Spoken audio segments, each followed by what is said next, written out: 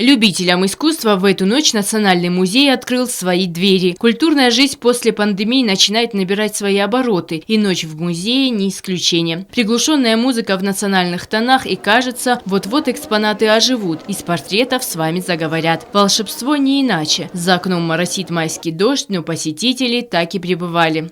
В музее я не первый раз, но вот ночь в музее – это мое первое посещение. И знаете, наверное, может быть обстановка такая, может быть время такое. Каждый раз как-то воспринимаешь по-новому.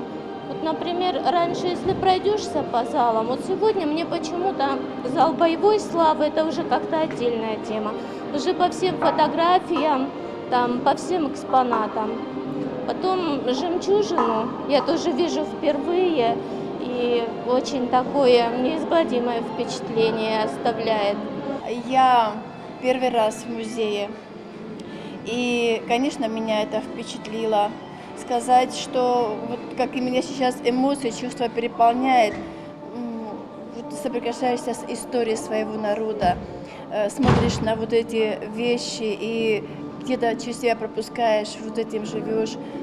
И понимаешь, насколько наш народ через какие трудности прошел, особенно когда смотришь зал боевой славы, вот картины геноцида нашего народа. Ну, очень это трогательно. Уникальная ночь, когда все двери открыты, все освещено, и ты ходишь в прекрасной праздничной толпе. Так много посетителей в музее и днем нечасто бывает. Мне очень приятно, что уже который год подряд наш Национальный музей Республики Южная Осетия подключился к этой всемирной акции «Ночь музеев». Я думаю, это потрясающая идея, которая дошла и до нас.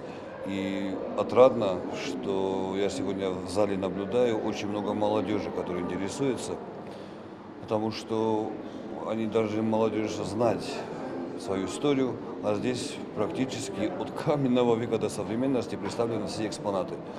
Несколько веков истории за одну ночь. Готовились к этой ночи несколько месяцев. Акция «Ночь в музее» международная. Проводят у нас ее уже несколько лет подряд. И она очень нравится населению.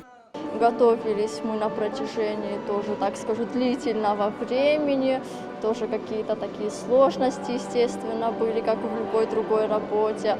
И я очень как-то рада тому, что, несмотря на такую дождливую погоду, все-таки люди к нам пришли, за что им тоже огромное спасибо. Будем делать лучше и лучше, наверное. Хотим какую-нибудь грандиозную программу сделать, то, чтобы в следующем году что-то было новое, что-то привнести, что-то интересное еще.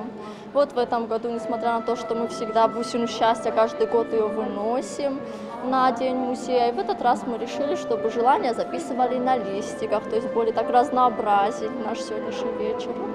Одним из приятных сюрпризов для посетителей стало угощение в национальном стиле. На трехногом столе остинские пироги и традиционное пиво. Каждый мог подойти и попробовать приготовленные блюда, что стало приятным продолжением вечера. Лена Газаева, Рауль Кочиев. Информационный выпуск сегодня.